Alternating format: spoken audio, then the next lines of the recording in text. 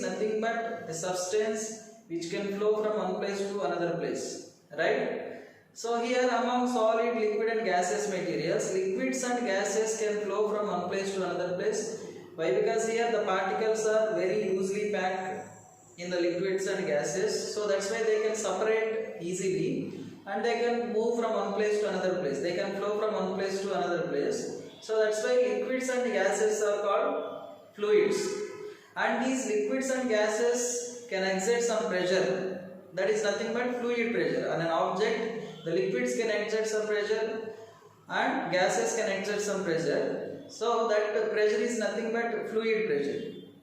Right? So here in this class we are going to discuss about the variation of the pressure inside the liquids and gases. Right? Suppose if you go to the bottom of the liquid, the pressure increases. So how it is increases? If you come to the surface of the liquid, the pressure is going to decreases. How the pressure will be less at the surface of the liquids. And if you take the atmospheric pressure, what is meant by atmospheric pressure? Around the surface of the earth. Suppose if you take the earth. So around the surface of the earth, there is an envelope of air is present, right? That envelope of air, suppose envelope of air is nothing but atmosphere. This is nothing but atmosphere, air present around the surface of the earth. That envelope of air is called atmosphere. So these air molecules or these air particles will exert some force in a perpendicular way around the surface of the earth. So that is nothing but thrust. Here the thrust is nothing but a perpendicular force. If the force acting in a perpendicular way, then that is nothing but a thrust. Here around the surface of the earth, the force is acting on the surface of the earth in a perpendicular manner due to air particles, due to atmosphere. The pressure which is exerted by the atmosphere on the surface of the earth is nothing but atmospheric pressure, and that atmospheric pressure is more just above the surface of the earth, and if you go to the heights, that atmospheric pressure is going to decreases. Okay, and to measure this atmospheric pressure we will use barometer. So who invented the barometer? How the barometer will functions, and inside the liquids how the pressure will be increases, and if you come to the surface of the liquids how the pressure will be decreases.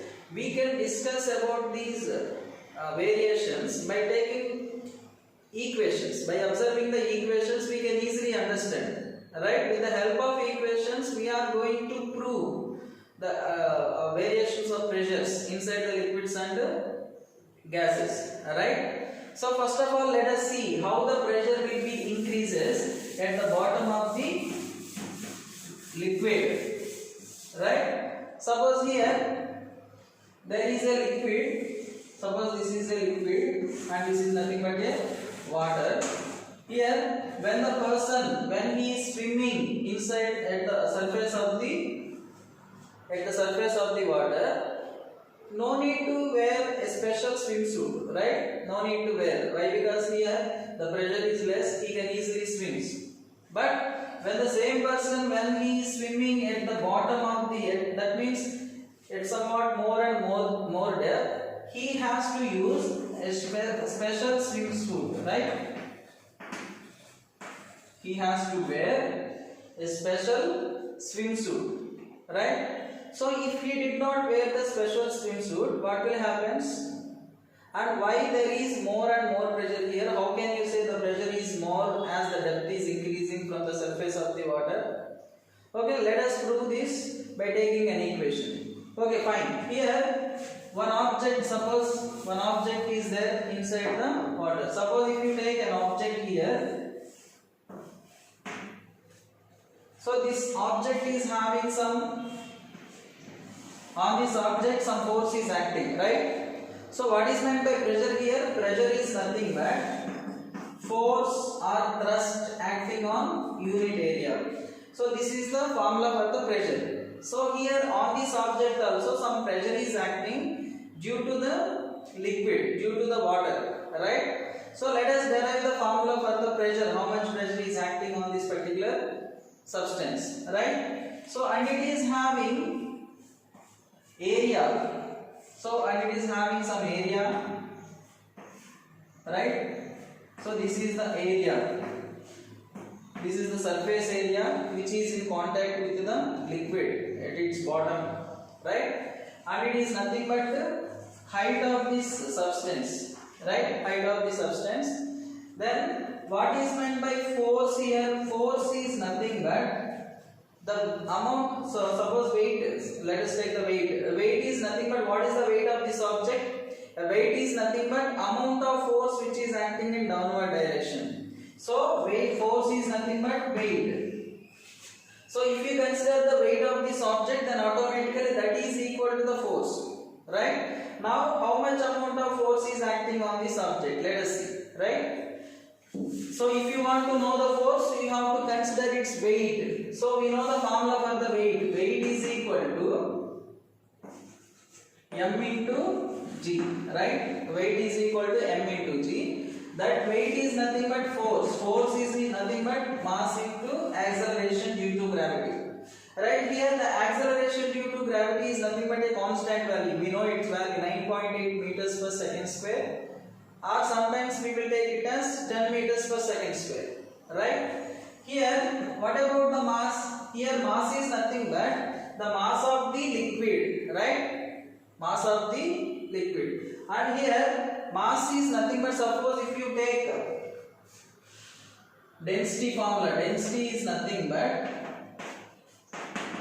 mass per unit volume, right? Rho is equal to density, that is equal to rho is equal to mass per unit volume. Then from this equation, mass is equal to rho into V. Okay? Here force is equal to mass into acceleration due to gravity, but mass is equal to, from this formula, density into volume. So density into volume into G. Did you understand? In place of mass, I have taken density into volume, right? And next, here force is equal to density into volume is nothing but what? Volume is a three-dimensional quantity. Volume is nothing but length into breadth into height. So here volume is equal to length into breadth into height.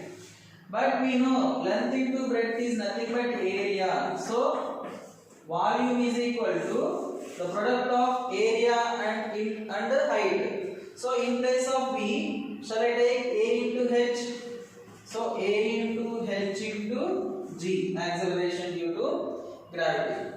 So this is the force which is acting on that particular object, right? This is the force. Here force is nothing but weight. So weight is equal to mass into G, m into G. And here m is nothing but mass of the liquid. So mass is nothing but density into volume, density of that liquid into volume. Here volume is nothing but area into height. So finally force which is acting on that object is nothing but rho into density into area into height into G. This is the force, right? But what is the formula for the pressure here? Pressure is nothing but force by area, right? Force by area. What is the force? Rho into H into A into G by area, right?